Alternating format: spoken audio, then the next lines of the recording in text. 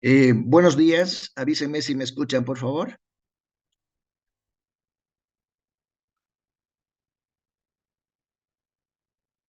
Aló, avísenme si me escuchan.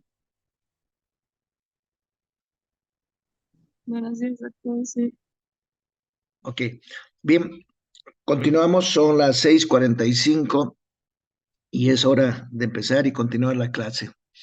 Bien, vamos a ver procesos que siguen los aminoácidos y el ciclo de la urea. Habíamos dicho que los aminoácidos podían ser esenciales o no esenciales y hay 20 aminoácidos proteicos y cómo se originan cada uno de ellos, particularmente los no esenciales nutricionalmente. Ahora, una de las partes más importantes de los aminoácidos es el aporte de nitrógeno que hacen al cuerpo. Sin embargo, los aminoácidos también pueden ser eliminados del cuerpo y son eliminados inicialmente por su grupo nitrogenado. El grupo nitrogenado de los aminoácidos forma urea en el hígado y esa urea se elimina por el riñón. Vamos a ver acá qué ocurre con los aminoácidos para que vayan a formar urea. Bien, hay varios procesos de los aminoácidos para que se forme la urea. El primero se llama transaminación, el segundo desaminación oxidativa, el tercero fijación de amonio, cuarto hidrólisis y recién es el ciclo de la urea. Analicemos qué pasa en cada uno de los puntos. La transaminación utiliza enzimas llamadas transaminasas que siempre funcionan con la vitamina B6, es decir, necesitan el cofactor de la piridoxina. Y ahí tenemos la conversión de diferentes aminoácidos en cetoácidos. Eso se llama transaminación. Botan su grupo amino y ese grupo amino es captado por un cetoácido. El cetoácido que más participa es el alfa-cetoglutarato, que va a pedir un grupo nitrogenado de otro aminoácido para formar el glutamato y el otro aminoácido se convertirá en cetoácido. La desaminación oxidativa es el rol prácticamente de la glutamato deshidrogenasa. La glutamato deshidrogenasa es una enzima ligada al NAD y este glutamato va a convertirse en alfa-cetoglutarato y va a generar NADH más H y lo que nos interesa es el ion amonio. Este ion amonio o amoníaco es el que va a ser trasladado y transferido al hígado, llevado siempre por la glutamina u otros compuestos. En la fijación del amonio, ahí participa la glutamina y la glutamina tiene una enzima muy importante que es la glutamina sintetasa. Esta glutamina sintetasa va a convertir el glutamato adhiriéndole un grupo nitrogenado en glutamina. Y la glutamina se va a encargar de transportar los grupos nitrogenados, los grupos amonio de carga pesada, hacia el hígado. Luego tenemos la hidrólisis o la acción de la glutaminasa y la glutaminasa va a eliminar su grupo nitrogenado reconvirtiéndose en glutamato. Entonces es un juego de aminoácidos entre glutamato, glutamina y todos aquellos por llevar los grupos nitrogenados al hígado y dar inicio, por último, a la ciclo de la urea. Vemos un poquito en detalle todo esto. Las transaminaciones contienen, hemos dicho, fosfato de piridoxal como factor y catalizan reacciones isoesorgónicas. Aquí tenemos el glutamato con un cetoácido, generalmente el cetoácido es el alfa-cetoglutarato, la transaminasa que actúa siempre con fosfato de piridoxal y el glutamato se convierte en alfa-cetoglutarato y este grupo se da lugar a un aminoácido alfa. Bien, tenemos luego las participaciones de glutamato y alfa-cetoglutarato como una de las partes, el substrato que se convierte en producto, que son los importantes. Aquí el rol del glutamato en el metabolismo de los aminoácidos es el siguiente. El glutamato, vuelvo a decir, es un aminoácido ácido de los más importantes, un neurotransmisor posterior que lo hemos visto, tiene diferentes rutas para llegar a formarse y para poder eliminar su grupo nitrogenado. Para empezar, las proteínas celulares aportan aminoácidos. Los aminoácidos van hacia el hígado y ahí por las transaminasas buscan cetoácidos. Aquí tenemos a un glutamato. El glutamato va a buscar entonces a la transaminasa y va a donar su cetoácido para formar un compuesto que va a ser la alanina Y el glutamato también puede irse adquiriendo un grupo nitrogenado extra para convertirse en glutamina. El glutamato en su ruta normalmente se convierte en alfa-cetoglutarato, que es integrante del ciclo de Krebs y vuelve a girar todo esto. Aquí hemos visto entonces que el glutamato va a convertirse en un compuesto que es alfa-cetoglutarato y el grupo de alanina se va a convertir en piruvato al dejar su grupo nitrogenado y el grupo nitrogenado es captado, ya sea del glutamato, de la alanina, de cualquiera de ellos, por la glutamina para que la glutamina se encargue de llevar el grupo nitrogenado hasta el hígado como es su función. Las transaminasas clínicamente son dos, pero hay muchas reacciones de transaminación en el cuerpo. Clínicamente digo porque estas se pueden detectar por análisis químico. Una analítica nos muestra las transaminasas cómo están. Si las transaminasas están elevadas, nos indican que hay enfermedad hepática. Son dos las transaminasas clínicamente importantes, la glutamato pirúvica y la glutamato oxalacética, hoy llamadas alanina aminotransferasa y la otra aspartato aminotransferasa, pero son las transaminasas GPT o la GOT que habitualmente se anotan y se prescriben dentro de los análisis clínicos para determinar si hay una enfermedad hepática o no. Estas transaminasas hacen lo mismo que hemos dicho, buscan el nitrogenado, y lo donan, este grupo nitrogenado, para que se convierta en el alfa-cetoglutarato en glutamato y la alanina se convierta en piruvato. La alanina, al perder su grupo nitrogenado, se convierte en su homólogo, que es un cetoácido, que es el piruvato. Y el alfa-cetoglutarato, al adquirir el grupo nitrogenado que le está donando la alanina, se convierte en glutamato. Esas son las reacciones de transaminación. Vuelvo a decir, las transaminasas, ya sea glutámico pirúvica o glutámico oxalacética, se encuentran muy elevadas en enfermedades particularmente hepáticas. Una de ellas, la glutámico oxalacética, se puede encontrar también elevada en enfermedades cardíacas. La otra transaminasa, la glutámico oxalacética o la aspartato aminotransferasa, utiliza como donador de grupos nitrogenados al aspartato.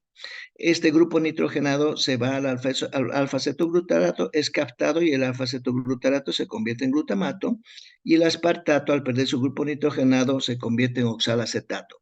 Es un juego entonces entre aminoácido y cetoácido, aminoácido y cetoácido. El aminoácido tiene el grupo nitrogenado y el cetoácido tiene el esqueleto de carbón. El cetoácido capta el grupo nitrogenado y se convierte en aminoácido. Y el aminoácido, al perder su grupo nitrogenado, se convierte en cetoácido. Todos tenemos este juego que es habitualmente constante y es relevante en cuanto a la analítica se refiere. La desaminación oxidativa está catalizada por una enzima que se llama aminoácido oxidasa y hace que el aminoácido, gracias a la flavina ligada al FAT, se convierta en un iminoácido y el iminoácido recién se convierte en un cetoácido. Entonces, esta desaminación oxidativa nos habla de que el grupo aminoácido va a perder completamente su grupo nitrogenado. Su grupo nitrogenado es un NH2 que luego por las flavinas se convierte en NH puro y luego un aminoácido con NH3. Estas conversiones de los grupos nitrogenados en NH, NH2, NH3, NH4 es siempre interconvertible y está en relación a la reducción del grupo nitrogenado, es decir, de la adquisición de un hidrógeno no para reconvertirse en uno de ellos. Sea como fuere, cualquiera que ellos llegue al hígado, el NH3 adquiere un hidrógeno y se convierte en NH4, o el NH1 adquiere un hidrógeno y se convierte en NH2. Sea como fuere, el grupo nitrogenado que se va a ir a reducir al ingresar al hígado se va a convertir en NH4. Este proceso de desaminación oxidativa se denomina así porque está incorporando a las flavinas, al FAT, y el FAT que está aquí como flavina va a salir FAT reducido. El FAT reducido va a ir a activar a las catalasas y las catalasas van a hacer que el peróxido de hidrógeno se convierta en una molécula de oxígeno y obviamente agua, molécula de oxígeno y agua. Las catalasas son unas enzimas que degradan a los peróxidos de hidrógeno o a los radicales libres. Este radical libre se ha formado en la conversión de un aminoácido a un aminoácido en el proceso que se llama desaminación oxidativa. La desaminación oxidativa, por lo tanto, es una fuente importante de peróxidos de hidrógeno o de radicales libres. Si no existiera esta enzima catalasa, los radicales libres dañarían muchísimo a las células, particularmente a la estructura lipídica de las células, las peroxidasan, y esa estructura peroxidada no cumple las funciones que tiene que hacer. La desaminación oxidativa fija el amonio y el rol de la glutaminasa. Fíjense cómo se incorpora todo esto. Tenemos aquí en el 1 el glutamato, por una transaminación, va a perder su grupo amino y se va a convertir en alfa-cetoglutarato. Su grupo nitrogenado amino, por la desaminación oxidativa también, va a ser donado a la glutamina. La glutamina, gracias a la glutamina sintetasa, va a formar glutamina, incorporando el grupo nitrogenado que ha sido donado, y luego por la glutaminasa va a eliminar el grupo nitrogenado y se va a convertir nuevamente en glutamato. Esto es importantísimo porque la glutamina es un compuesto que está doblemente nitrogenado y es el aminoácido que más transporta grupos aminos hacia el hígado. El momento que elimina su grupo nitrogenado lo hace por la glutaminasa. El momento que capta el grupo nitrogenado lo hace por la glutamina sintetasa. La glutamina sintetasa se llama así porque consume energía, consume ATP, ADP más pi. No fosforila, pero consume energía. Entonces, el glutamato, por acción de la glutamina sintetasa, se convierte en glutamina. Y la glutamina, por acción de la glutaminasa, se convierte en glutamato. Este es un papel muy importante de la glutamina y de ambos aminoácidos para que se produzca la síntesis de la urea. Luego viene la fijación del amonio o la reacción de la glutamina sintetasa que acabamos de decir. Bien, viene por último la hidrólisis de la glutamina que también hemos explicado. La glutamina por una glutaminasa se convierte en glutamato o ácido glutámico, el momento que dona sus grupos nitrogenados. Ahora, todo esto hace que los grupos nitrogenados lleguen al hígado y sean eliminados en el hígado a través del ciclo de la urea. La urea es un producto que no es tóxico, siempre y cuando esté en niveles aceptables. La urea tiene un valor de 20 a 40 miligramos por decilitro en la sangre. Si está arriba de 40 miligramos, hay una uremia. Y la uremia sí es tóxica y tiene muchísimos síntomas y signos que posteriormente en la práctica se analizará cuáles son los síntomas y signos de una uremia. Mientras los valores estén normales, la urea no es tóxica. La urea se convierte en tóxica particularmente cuando hay nefropatías que están produciendo mucha cantidad de urea y no están eliminando por la orina, o cuando hay una gran cantidad de amonio que está yendo a otros tejidos y ese amonio particularmente está dañando al cerebro y tenemos grandes problemas por la intoxicación del amonio. Entonces, la urea no es tóxica, es un compuesto hidrosoluble que se forma en el hígado y se elimina por orina. La urea fue el primer compuesto que se descubrió y que se pudo producir en laboratorio. Y la urea dio lugar a la química orgánica. En los años 1860, 1870, se pudo sintetizar la urea en laboratorio y ese fue el inicio de la química orgánica, porque se podía ver que productos que aparentemente eran producidos solamente por el organismo, se produjeron en laboratorio. Y eso fue un gran salto en toda la parte química, la parte bioquímica y medicina en general. Entonces, la urea no es tóxica, es un compuesto hidrosoluble que se elimina por orina, se acumula en nefropatías.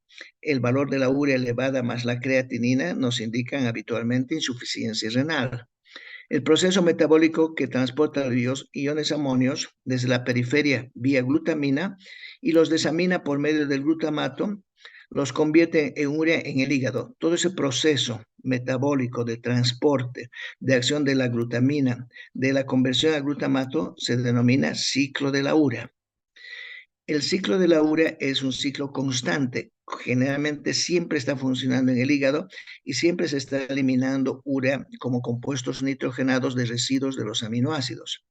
El amoníaco, cuando no está habiendo una adecuada formación de la urea, tiende a producir hepatopatías y va a producir alteraciones neurológicas.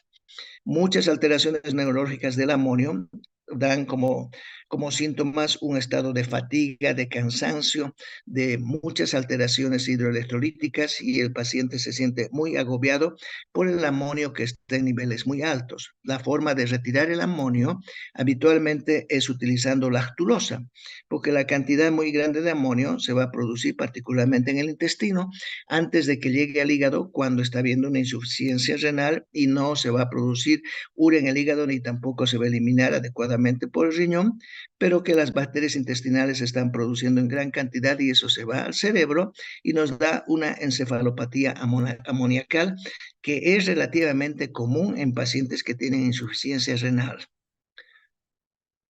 El ciclo de la urea, vemos entonces, esta es la urea, dos grupos nitrogenados que se unen a un carbón y este carbón tiene un doble enlace con el oxígeno. Ahí están los dos grupos nitrogenados unidos al carbón.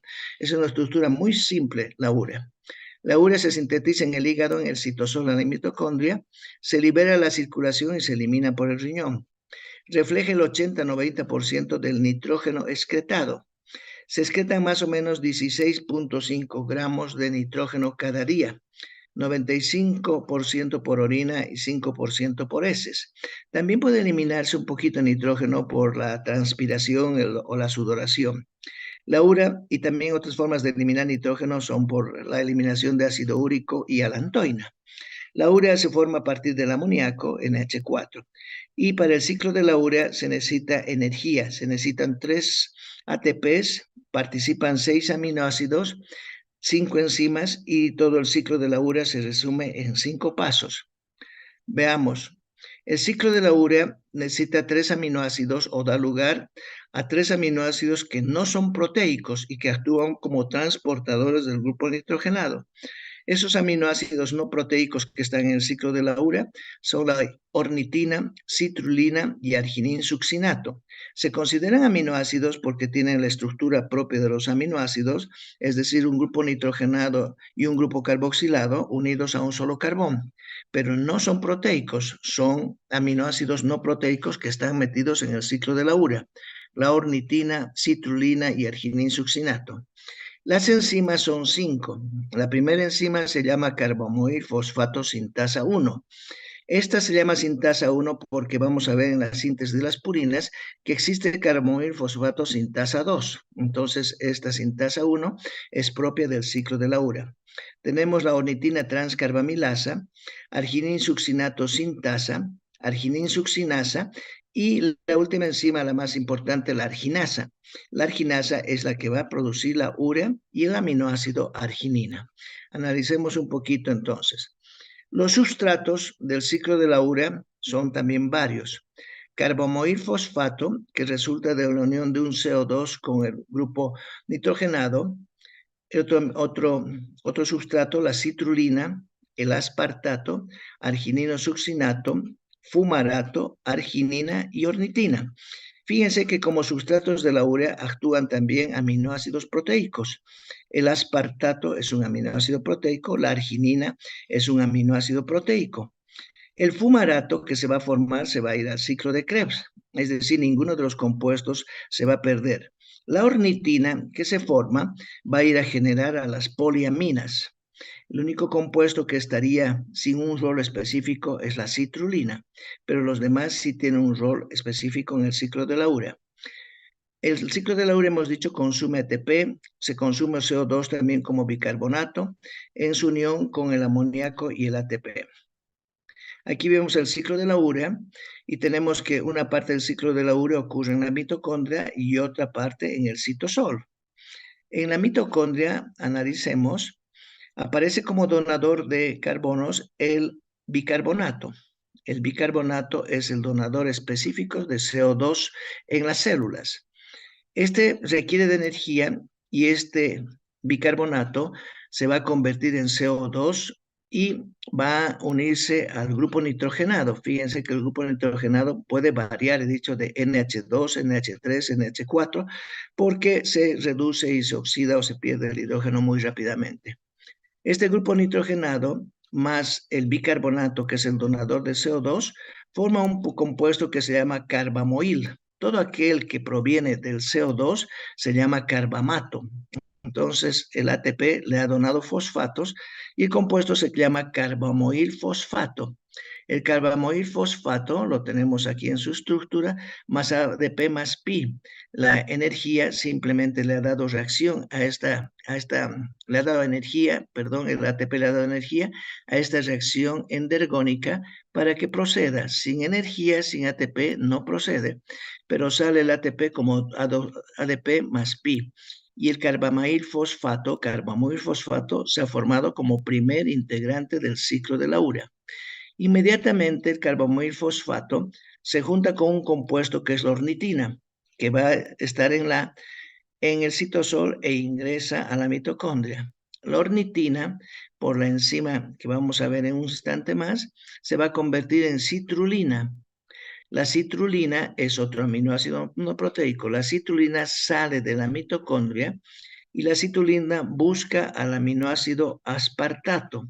Se juntan los dos y da lugar a un compuesto que se llama argininosuccinato.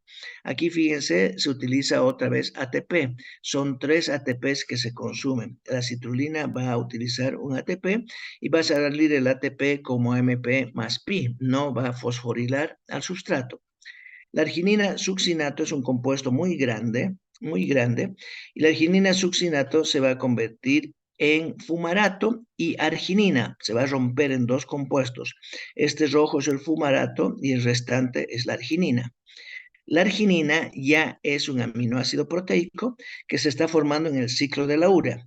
Y de ahí viene la enzima más importante, la 5, que es la arginasa, y la arginina se convierte en ornitina y se elimina una parte de ella como urea. Entonces, la ornitina es el producto de la arginina que se ha deshecho por la arginasa en el compuesto que nos interesa, que es la urea y la misma ornitina.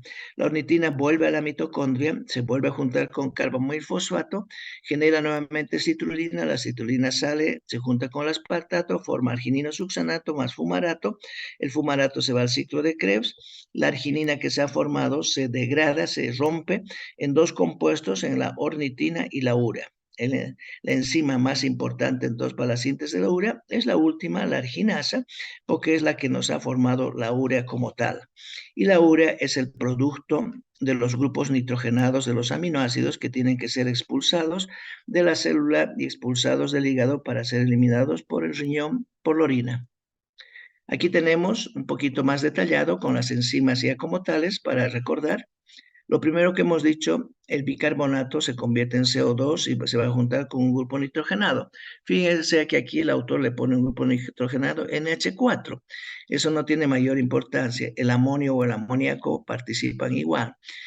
Aquí estos dos CO2 y el grupo nitrogenado, por gracias a la enzima carbamoil fosfato sintasa 1 y utilizando ATP, se convierte en el compuesto carbamoil fosfato. En esta parte participa el glutamato, N-acetilglutamato, que va a dar lugar al carbamoil fosfato. El carbamoil fosfato, gracias a la ornitina que está ingresando al interior de la mitocondria, por la enzima ornitin transcarbamilasa, va a formar a la citrulina. La citrulina, la citrulina busca el aspartato y la enzima, las ácido asparaginosuccinato sintasa, también utiliza ATP, hemos dicho, y hace que el aspartato se convierta en dos compuestos, en argininosuccinato y en fumarato. La arginina succinasa inmediatamente ha desdoblado estos compuestos y se convierte en arginina. La arginina, gracias a la enzima arginasa, con una introducción de una molécula de agua, forma la urea y a la vez forma la ornitina. La urea es la que nos interesa. Si repasamos entonces, hay varios sustratos y hay varias enzimas en el ciclo de la urea. La primera enzima es la carbamoil fosfato sintasa 1, la segunda ornitin transcarbamilasa, la 3 arginino succinato sintasa, la 4 arginino succinasa y la quinta la arginasa. Los sustratos son inicialmente el bicarbonato más el grupo nitrogenado que ha ingresado, el segundo el carbamoil fosfato que se ha formado, tercero ornitina, cuarto citrulina, quinto el aspartato que ingresa, sexto el arginino succinato, séptimo el fumarato y la arginina como tal, y luego la arginina que se convierte en urea por acción de la arginasa. La arginina es inhibida por la ornitina y la lisina. La arginina nos interesa muchísimo porque se forma en esta vía y no solamente va a servir para formar el ácido úrico, sino que se lo considera un aminoácido semiesencial porque parte de ella puede ir a formar óxido nítrico. Y el óxido nítrico es el vasodilatador más importante que se conoce. La inanición activa a la carbamoil fosfato sintasa debido a la degradación excesiva de aminoácidos. Una persona entonces que está en ayunas o está sin alimentarse tiene un ciclo de la urea muy elevado y si la urea no se elimina adecuadamente por el riñón, hace que se produzca una uremia y que los iones amonios estén en mucha cantidad. La inanición entonces no es una buena cosa porque además de movilizar a las grasas, moviliza también a los aminoácidos, produce una proteólisis y ahí tenemos que se activa la enzima carbamoil fosfato sintasa, va a dar lugar al carbamoil fosfato, al primer sustrato y empieza el ciclo de la urea. Errores congénitos llevan a estados patológicos conocidos como hiperamonemias de tipo 1 y 2. La reacción final para la formación de la urea es catalizada por la enzima arginasa, que hemos dicho que es la enzima más importante, que forma urea y ornitina. Y el destino de la arginasa es formar poliaminas. Aquí ese compuesto es terriblemente importante y analicemos por qué. Está la arginina que se ha formado en el ciclo de la urea y se ha degradado en urea y a la vez en ornitina. La ornitina tiene dos destinos, uno de ellos formar las poliaminas. La putrescina, espermina y espermidina son poliaminas, son compuestos que están nitrogenados y se ha visto que estos actúan como factores de crecimiento. Por lo tanto, la ornitina podría formar factores de crecimiento denominados poliaminas, como son la putrescina, espermina y espermidina. Estos compuestos, su nombre lo dice dónde los encontraron y el rol que tenían. También la ornitina va a formar al glutamato. Tenemos que la arginina tiene muchos roles, uno de ellos es ir a formar proteínas, no cabe duda, otros ir a formar compuestos que necesitan arginina en su composición y va a ir a formar la arginina fosfato y la arginina aquí falta, va a formar el óxido nítrico, que es lo que más nos interesa. Creatin fosfato también como reserva de fosfatos de alta energía, tiene ese rol la arginina. El amoníaco cuando esté en exceso, se puede acumular en hepatopatías y producir alteraciones neurológicas. Esta hiperamonemia se descubre muy fácilmente por un análisis en sangre. Se pide amonio en sangre, ion amonio en sangre. Y si el ion amonio está a un nivel muy elevado, estamos hablando de 300, 400 miligramos o más, hay un problema de hepatopatía y hay un problema de encefalopatía amoniacal. Y vuelvo a decir, el único tratamiento para ello es suprimir un poco la ingesta de proteínas y dar lactulosa, que es un disacárido para que se produzca eliminación del amonio por el intestino y las heces. La causa más común de la hiperamonemia es debido al déficit de la enzima carbamoil fosfato sintetasa de tipo 1, si acaso esta hiperamonemia existe en forma congénita, pero también en pacientes que tienen insuficiencia renal sí se producen estados de hiperamonemia. Errores innatos del ciclo de la urea ocurren sin acidosis y esto lo diferencia de otras patologías metabólicas innatas. Bien, analicemos un poquito el nitrógeno ureico.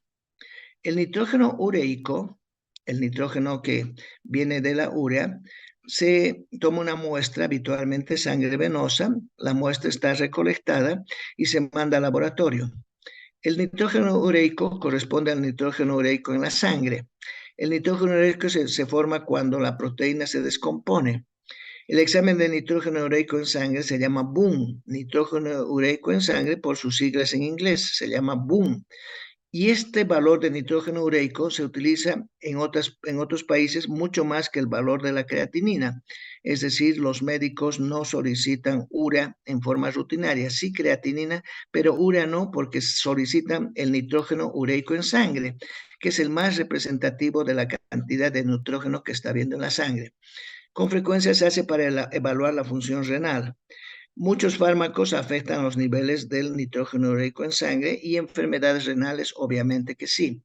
Los valores normales del nitrógeno ureico en sangre, del BUN, son de 7 a 20 miligramos.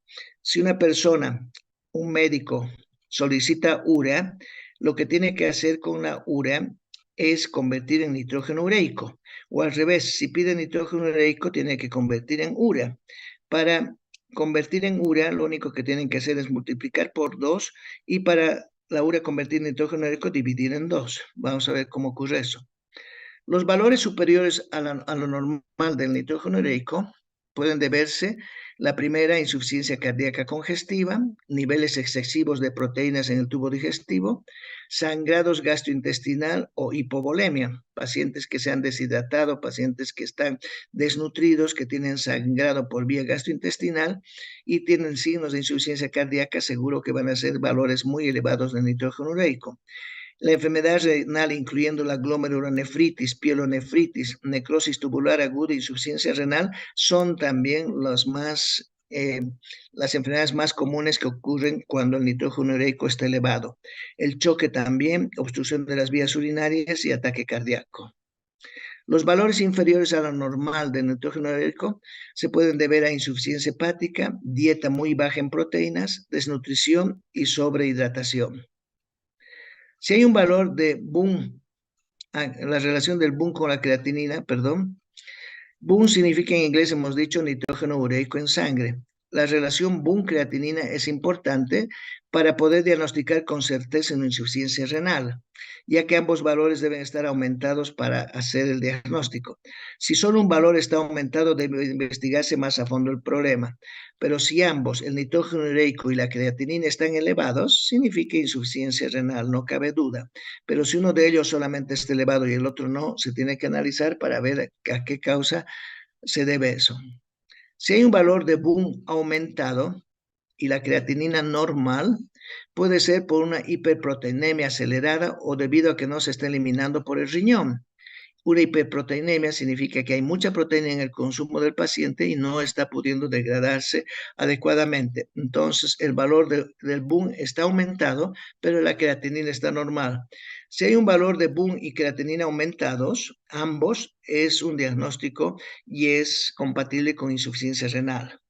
Valores del BUN normal y de la creatinina más bien aumentados se producen generalmente en rabdomiólisis, cuando hay un trauma en los músculos, mucha actividad muscular, mucha atracción muscular. Esto ocurre generalmente en atletas que son expuestos a maratones muy grandes o una persona que no está acostumbrada a hacer una actividad física intensa, la realiza, produce ruptura de sus músculos, rabdomiólisis, y esto aumenta la creatinina, pero el BUN está normal.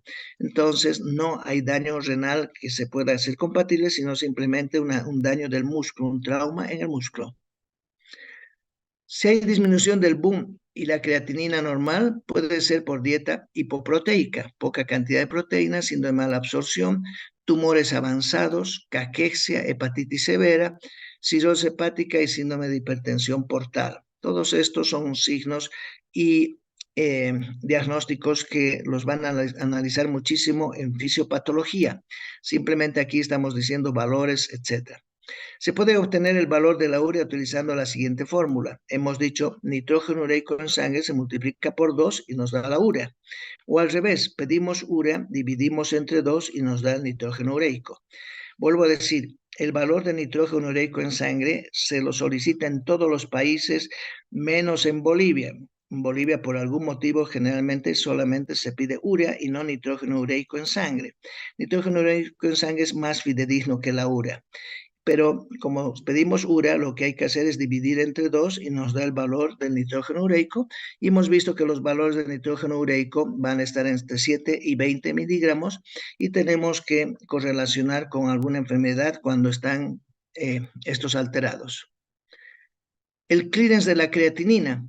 Este es un tema que corresponde a fisiología y a fisiopatología, pero se lo toca un poquito acá. Es una prueba que sirve para medir el funcionamiento del filtrado glomerular. El clearance significa el aclaramiento de la creatinina y aclaramiento significa la depuración de la creatinina de la sangre a través del riñón. El aclaramiento de creatinina o el clearance de creatinina en condiciones normales es 100 a 120 mililitros por minuto. Existe una fórmula para calcular rápidamente el clearance de creatinina y esto está en internet, una fórmula que uno pide en internet inmediatamente, no necesita aprender de memoria, pero la fórmula no es difícil. Se resta 140 menos la edad por el peso corporal, más dividido entre la creatinina en plasma por 72 en mujeres y 85 en varones, y se obtiene así el aclaramiento.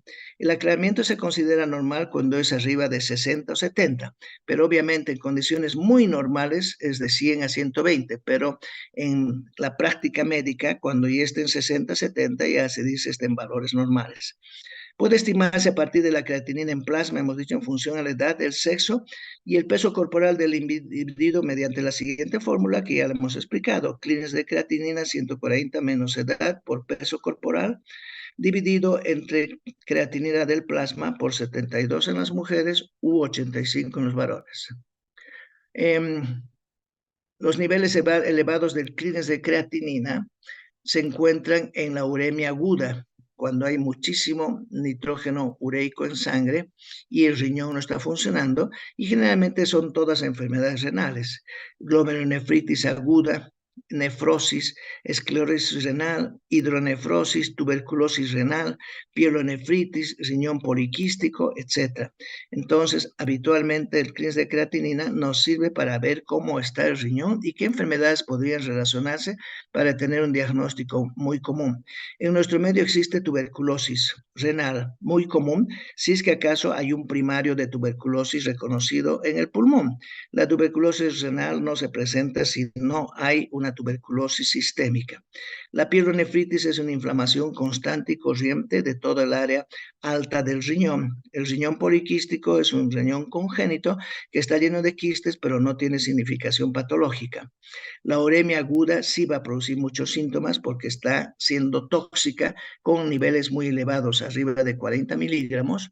La glomerulonefritis aguda es un proceso agudo de inflamación e infección a nivel del glomérulo, la anuria traumática cuando no hay nada de orina y el shock hemolítico posttransfusional que podría ser extrarrenal, donde el clearance de creatinina está elevado. Estos datos, vuelvo a decir, y cada uno de ellos los van a analizar con mucho detalle en fisiopatología y quizás un poco en fisiología, pero no es propio de la materia.